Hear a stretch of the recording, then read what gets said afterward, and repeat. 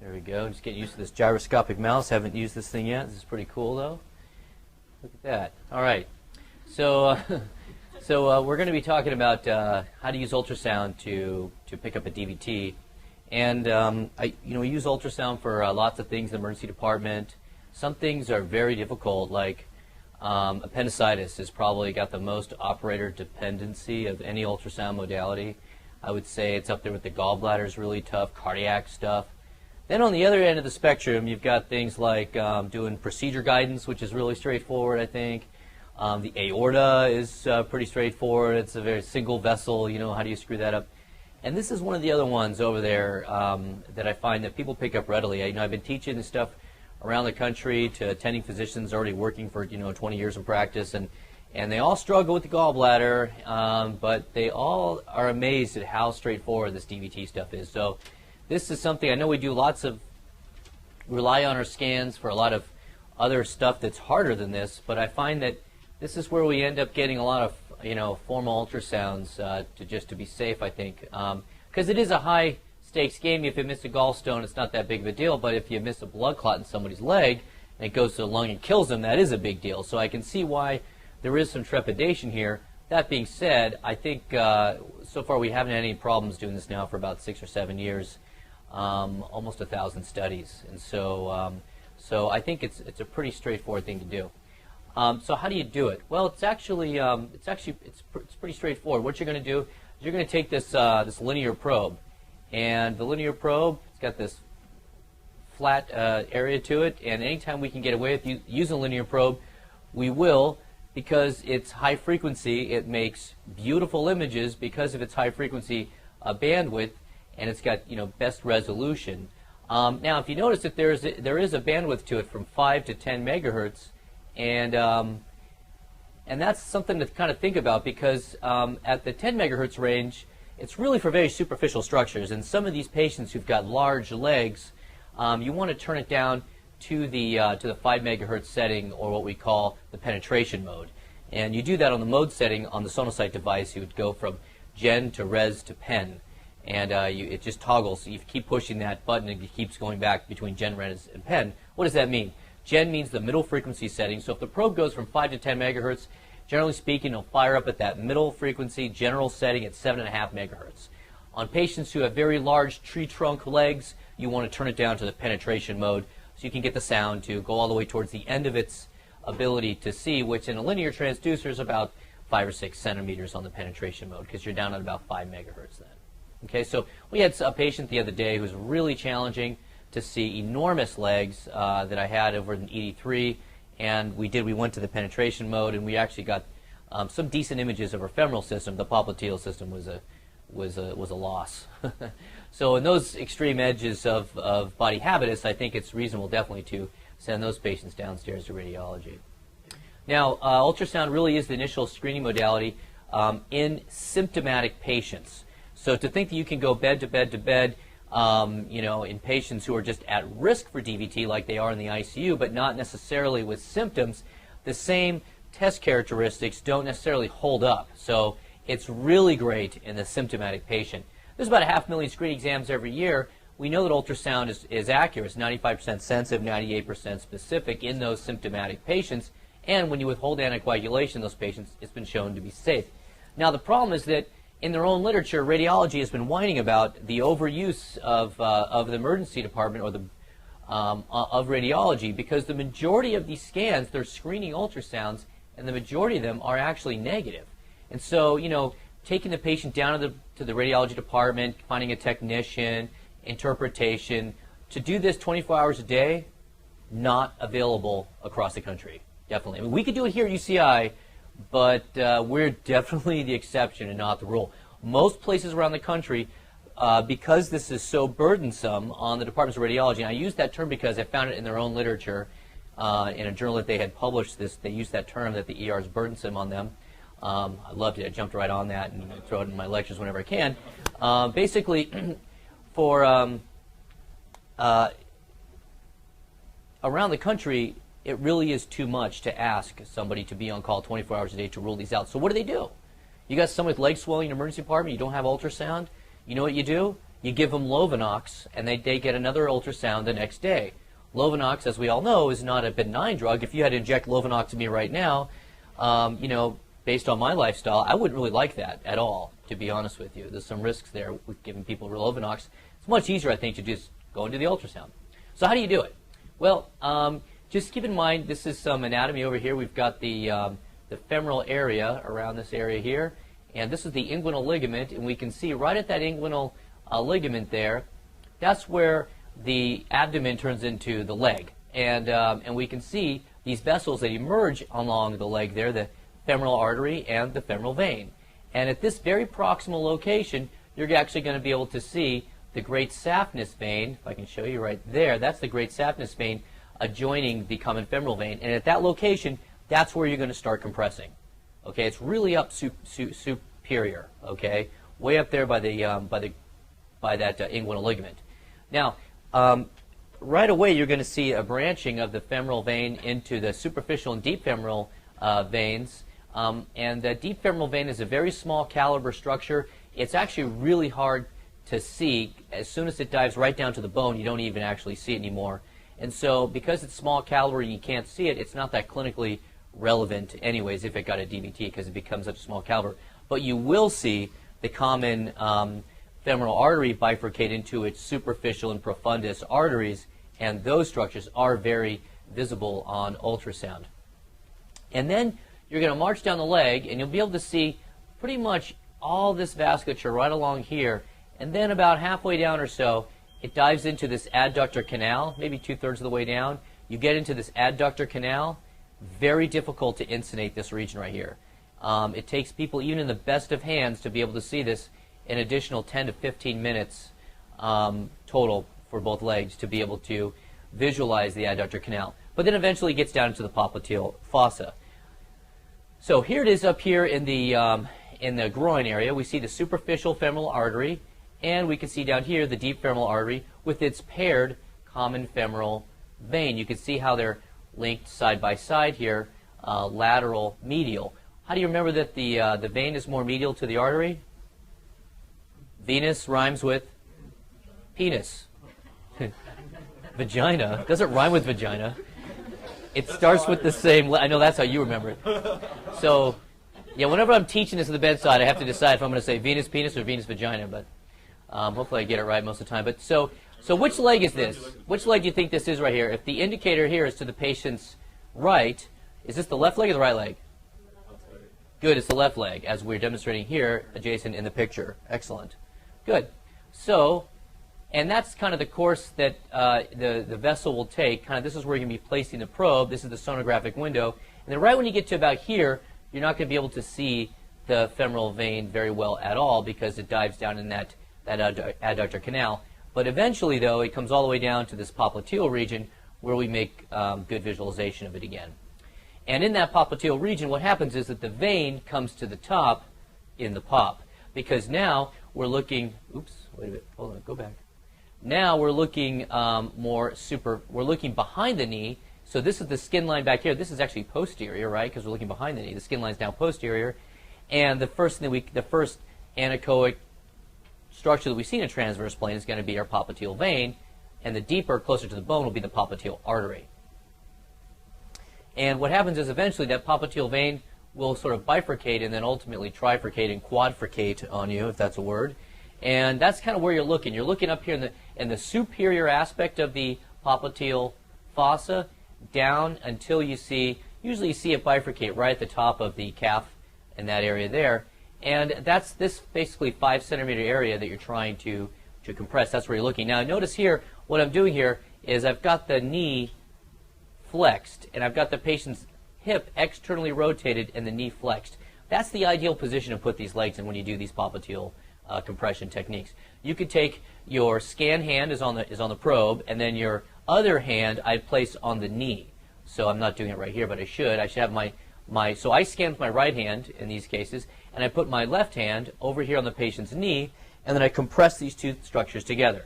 Now, sometimes you're looking back here in the popliteal fossa, and you just don't see what you're looking for. You don't see the popliteal vascular system, and probably because you're too lateral. You want to come more medial, more towards that biceps tendon, okay? and then you'll get to where that popliteal fossa, the popliteal vasculature is. It's kind of adjacent to that tendon area. And what I do then is I just start punching stuff. I start compressing. As I'm compressing, what's happening is I'm starting to see blood vessels open up and close. So it's really an active technique. If you just put the probe on there and stand there and stare at it, you may totally be in the wrong place.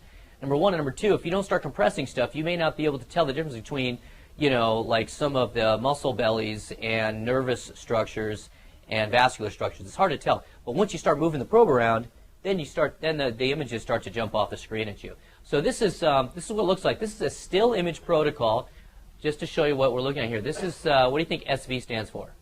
Good, saphenous vein. This is the location right where it dumps into the common femoral vein, and it's just adjacent to the common femoral artery. So venous penis, which leg is this? Right leg, correct. This is without compression, and then down here, this is with compression. Notice this large muscle belly now has come up and basically occluded the two venous structures, and we see the common femoral artery not getting occluded. So this is very proximal, because I see the SAF coming in right there, very proximal. That's the first spot that I would start my compression technique, and according to the ACEP criteria, you're going to walk 5 centimeters distally from this location. And if you do so, you're done, you move on to the popliteal system. We'll come back to that. I just wanted to give you that little preamble.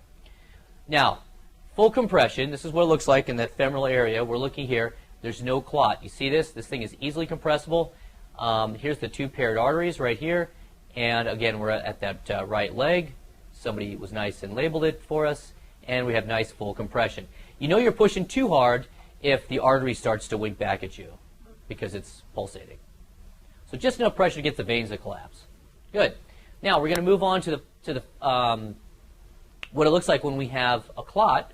You can see now this structure here is not compressible. As the clip restarts. We can see over here, we can see the femoral arterial system. We push hard enough, eventually they kind of wink back at us, and then here's our clot. Now here's something to think about. Once you identify that somebody does have a clot in their groin, this clip is just kind of looping itself.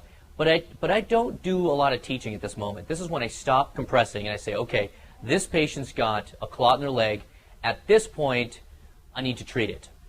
And any more perturbation here, it could dislodge the clot. Okay, so this is a situation where once I see a blood clot here, I mean, you could tell this thing is not compressing. It's very obviously a clot, and this is where I want to start thinking about giving anticoagulants and not getting formal radiology ultrasounds, because that's only going to potentially dislodge this clot.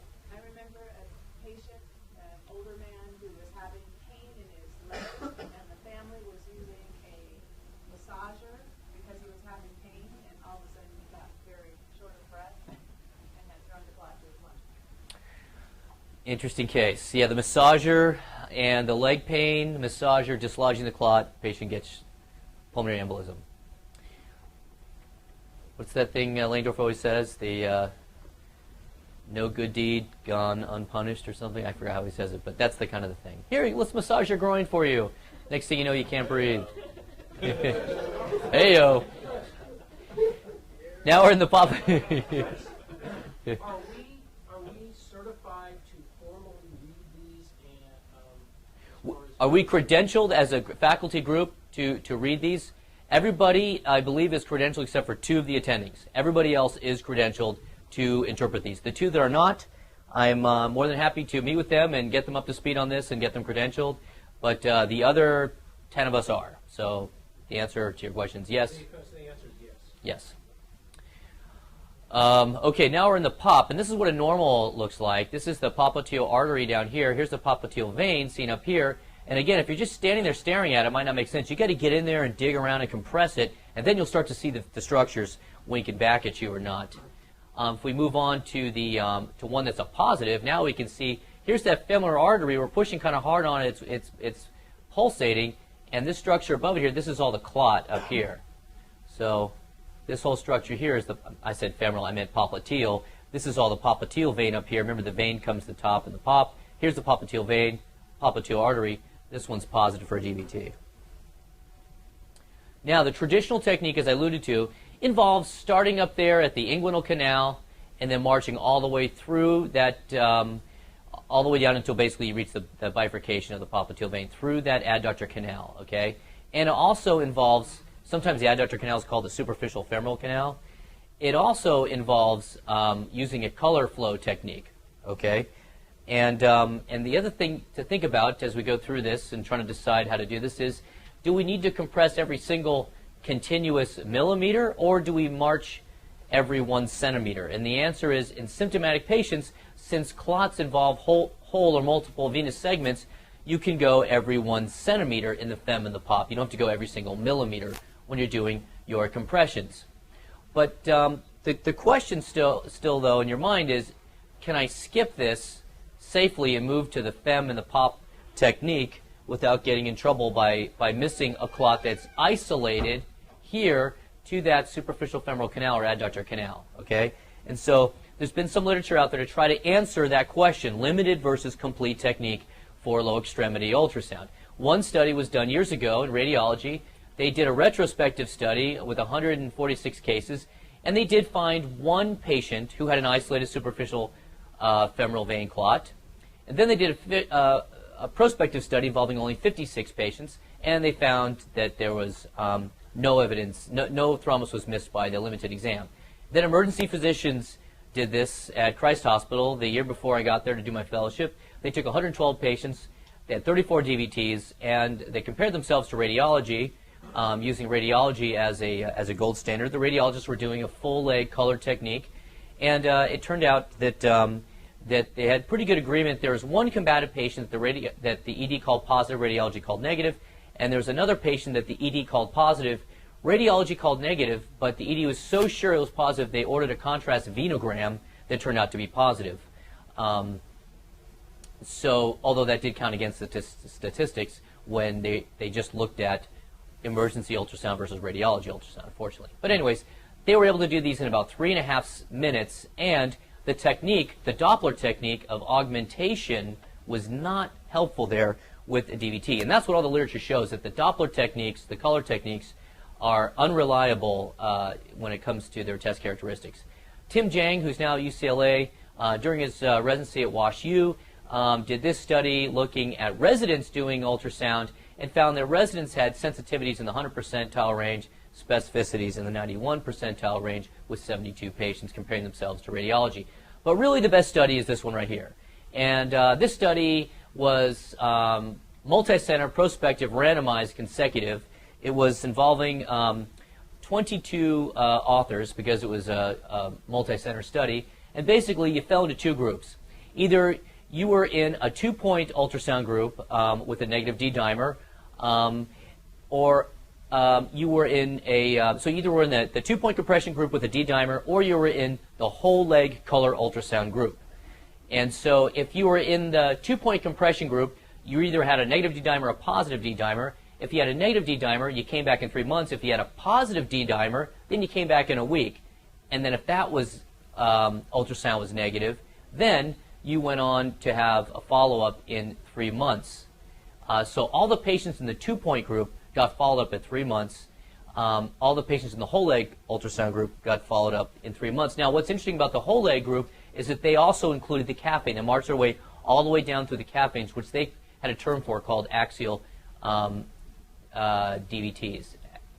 So there were 2,098 patients that got randomized in each group. That's what I mean by this was a good study. They had 1,045 in the 2-point group and 1,053 in the whole leg strategy.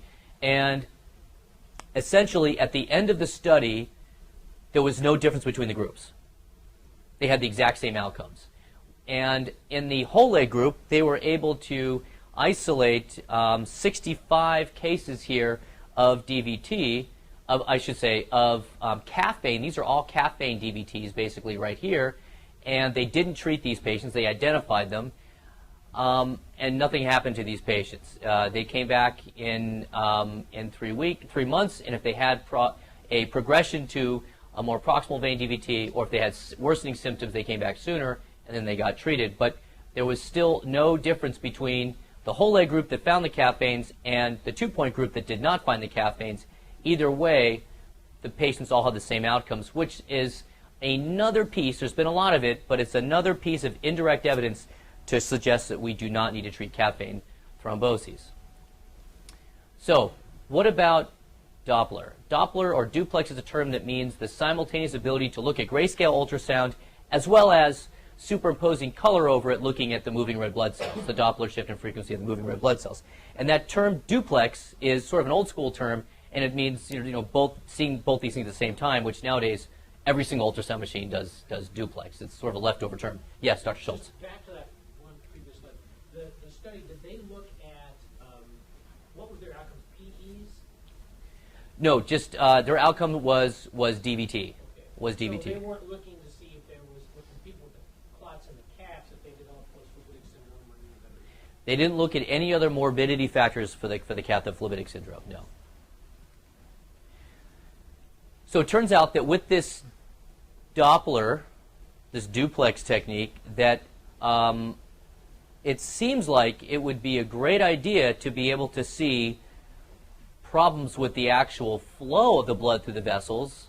However, when you look at the test characteristics of all the different Doppler or duplex techniques, none of them are good. And they are just not accurate enough to rely upon to say one way the other patient does or does not have a DVT, which is good for us novice sonographers who just want to rely on the grayscale techniques alone and not have to learn these fancy color techniques. That's kind of where I'm going with this. So if you look at any radiology textbook, you'll see that the color techniques have a lot of problems with their test characteristics, whereas the grayscale doesn't. So one of the techniques is augmentation, and we can see here they've got the probe up here in the femoral region, looking at the common femoral vein, and they've got the squeezing of the calf down here, okay? And as you squeeze the calf, here's that common femoral vein here. There's a filling defect, and this is a positive augmentation right now for a filling defect of the common femoral vein. Okay, so that seems pretty cool. Like, hey, why can't we always do this? But it does suggest when you have full color surrounding the entire vessel here that there is patency between the point of compression and the sampling site. However, once again, all the literature shows we cannot rely on this augmentation technique. It just doesn't work. There are other techniques too with Doppler, like spontaneity. You should just see blood spontaneously flowing in the larger vessels without having to compress the calf. It doesn't work. Phasic variation, that as you breathe in and out, you should see changes in the Doppler signal, but again, it doesn't work. What about clot echogenicity? You'd think that you'd be able to just visualize the clot and say, oh, there's a clot. And you did see that a little bit on some of those examples I showed you. However, clot echogenicity is variable. It depends on the transducer that you're using, the frequency it's at, how old the clot is, what the extent of the thrombolytic process is, and sometimes if the blood is moving slow enough, and if you overgain it a little bit, what we used to call poor man's Doppler, we could actually hallucinate a clot there. So slow-flowing blood that's overgained can look echogenic. So you can't rely on this clot echogenicity thing. Here's another pitfall. You can get hung up on the biceps tendon.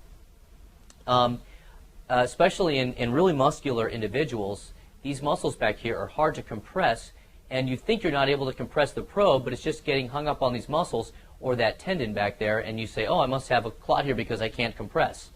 Well, maybe you need to get the patient to flex their leg a little bit, relax. Sometimes if you've got an assistant to help you, you can roll them prone and have somebody, tilt their leg up at 45 degrees, 60 degrees or so, and then you can get in there and do your compression to really take the muscle tone off of there. Because any muscle tone at all back there can slow you down sometimes with your compression technique. And then a guy like this who's, really large or really uncooperative or somebody who's covered in stool, these are the patients that we need to refer, because sometimes we just don't have enough horsepower in our machines, our portable machines, to punch the sound all the way down to the vasculature. Here's another problem here. This is when you get in the wrong vein. This is a classic one. This somebody showed me. They said, oh, this is a negative DVT. Well, it turns out this is not a deep vein. This is a calf vein right here, or a muscle vein. This is superficial vein. Notice there's no paired arterial structure with it. It's just kind of all by itself over there. So you got to make sure you see the paired structures. And we've got this all the way down to a second ago, this depth was at 4.6 centimeters, and that's pretty deep. This person's probably got a really large leg, so you might need to If you're having problems getting good visualization, send them down to radiology.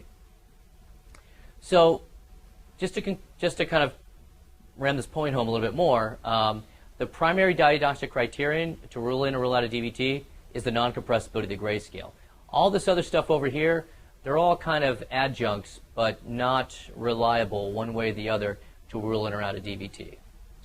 This is a table straight out of a radiology textbook. Okay, so let's go around the room and see if we can answer these questions. Number one, who's on ultrasound right now? Oh, it's Art. Is he still? Yeah, Art. What do you think about this one? I know you just went through the ringer on the M&M case, but so this person came in. I'll tell you a little bit of history. They came in with calf pain and swelling, especially in the popliteal areas. Really, the popliteal area they're having the most discomfort. Young person, no real DVT risk factors, but just a lot of pain back there in the popliteal region. It doesn't look like it's not well demarcated. I don't think it's a vessel. Maybe like a ruptured Baker cyst or something. Yeah, very good. So what does that mean, a Baker cyst? Anybody know what it is? Good. It's an outpouching of the synovium of the joint. So you guys are excellent. So the synovium of the joint kind of outpouches and gets in that popliteal area. The patient's got popliteal pain, some swelling back there. And you look at this thing right away, and you want to make sure it's not a aneurysm. Good. So the way I do that is I put a little flow on there, make sure I don't see like this aneurysmal structure back there. That's one of the things I think about, in addition to DVT and cellulitis. Yes. Okay. Fine. Okay. How about this one? This one's kind of interesting. Who wants to take a crack at this? Wes, you look like you're so awake and ready right now. Yes, sir. Yes. What do you think? So tell me, which leg is this? Tell me which vasculature this is, and what do you think it's positive or negative? Looks like that is the patient's left femoral Correct. area, and it looks like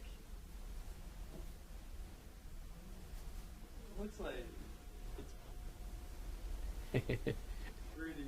It's not getting 100% compression there, and it looks like he's got like a little like sludging or something. Yeah, like this area right here. See how this is not compressed? This part down here compresses, but then this part right here does not compress. So technically speaking, I mean, this is a positive study. Okay, so it's a positive femoral vein there on the left. It's not fully obstructive, so it's a partially occlusive thrombus in the left femoral. It could absolutely be an old clot. Yep. If someone has real bad vascular disease, like peripheral vascular disease, does that throw off the study?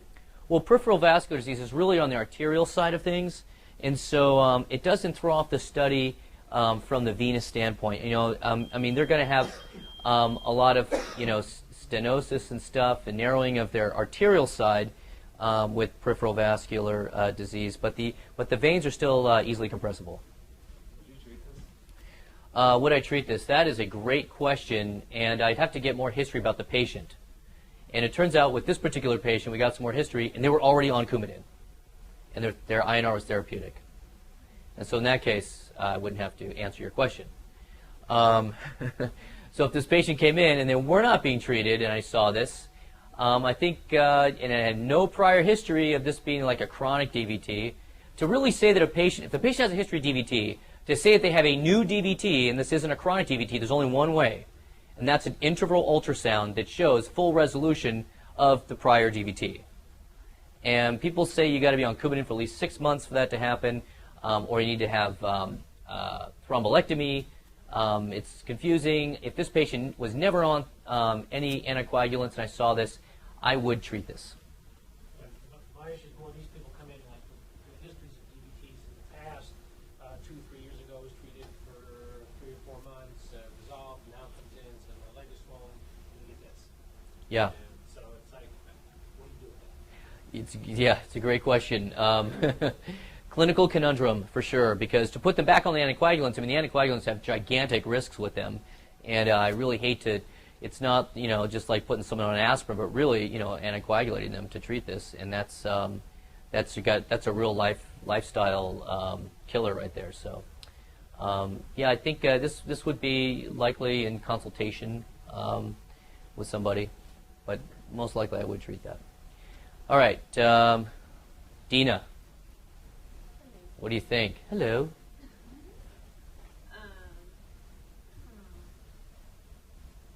It looks like you're looking at the popliteal fossa. Yes, that's correct. And I think it's compressible. I think yeah, it is compressible. What you're seeing now is that vein being compressed and the arteries right in there. Yeah, so why don't we see the vein right now? You're compressing too hard. Perfect. Well done, Dina. She's like, I just took this course 3 months ago. So when you're in the pop, that's what I mean. You got to be bouncing around back there because you may already be pushing too hard. It's pretty easy. It's such a floppy vein. It's easy to have already be compressing it. Excellent. All right, Mervis. Mervilicious. I like that. Looks like we are in femoral region, Correct. right femoral, Right fem. and that area looks compressible, but it looks like a lymph node or something above it. Very good. Yes. Here's that lymph node up there. Excellent. So if you've got a patient, this is nice. Kind of hard to visualize down here. Once in a while we see a good closure there, but I'll tell you what, you got a patient who comes with like leg swelling, it's kind of red, and you're going back and forth. Maybe it's cellulitis, maybe it's DVT, and you're on the fence, and you see good compressibility there, and you see this kidney, what looks like a kidney, a miniature kidney up here. That's what lymph nodes look like. You see a little miniature kidney sitting here in that inguinal area. You can actually put some power flow on there, drop down your PRF in the 800s, 600s, and you will see good flow throughout that whole lymph node. They're very vascular structures. So, Where if that was a DVT, it wouldn't have flow? Is that what you're saying? well, when I first saw a lymph node, I was in my fellowship, Christ Hospital, ran downstairs to radiologist, this guy named Dr. Sokin, really cool guy. I said, hey, this guy's got a cool DVT. And he was very nice how he explained to me that that's not a DVT, that's a lymph node. I will always remember him and respect him for that, his gentleness with me. But I'll tell you, it really, that's what still, right, you see that and you go, well, maybe that's the SAF up there, something coming in. But, it's in that superficial tissue there. You can see it's not in the deeper tissues. So I already forgot your question. I got sidetracked. It's a large DVT. I really appreciate your Yeah, story. yeah. I'll just keep telling stories to DVT distract you from the would question. that likely not light up. It's just all my questions. So your question is, what would it look like if you put flow on it? It would light up. It would be hypercoic. If that was a DVT and you put flow on it and there was flow going to it, does that say this is not a DVT? If there is flow going to it, If I see flow going down here or up here, up there, and you're like, is that a DVT? There's flow. You're like, no, that's definitely not a DVT. okay. So can I put flow on this to tell if that's a DVT or not? Once again, I would caution you to use any of that flow stuff to say something's a DVT or not, because all that literature is so bad for that. The color parameters that you use for the color augmentation and the respiratory variation are way higher PRFs than we're using. Much lower sensitivity. Here you have to turn the sensitivity of the Doppler way up to see any flow in there. So it's like you can't even compare the two. That probably answers your question, but that's how I would use it. Dr. Schultz, you're asking me if I have an example of a lymph node that's got nice flow to it. Not in this talk. I'm trying to be sure this isn't a DVT. You say it looks like a lymph node. Maybe if I see 1,000 of these, I'd recognize it. But yeah, I could see how I think it's a non-compressible vascular. That's the first thing I thought when I saw that first time. Yeah, you basically identify the vasculature down here as separate from this lymph node. See, the vasculature is down here, femoral artery, common femoral vein. If I see that, I don't have to worry about the image above it. That's what I'm saying, yes. So you rule that out by simply seeing the vessel. Seeing the vessels beneath it, yep. And putting it into the clinical context, that, hey, this guy's got a red swollen leg. This really, I would expect to see a lymph node there. Yeah, you have to go back and examine it. It's in the hands of the clinician. That I know, when all else fails, you have to do the labs and the x-rays, then you got to go to it. got to go look at the patient once in a while. I know. Sometimes I get sucked into. Okay, now, Austin.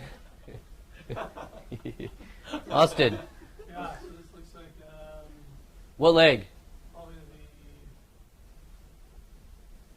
left leg. What do you guys think? I would say incorrect. It's the right leg. Because, why do I say that? Because this is the artery right here, the femoral. This is a little old lady. She's got a little tiny femoral system. Our depth is too deep. I would decrease our depth. But that's the femoral artery right there. This is the femoral vein, common femoral vein. What's the one on the right there that's being compressed? This thing right here. No, to the lower left. Where, down here? Yeah, it looks like it's opening up and closing.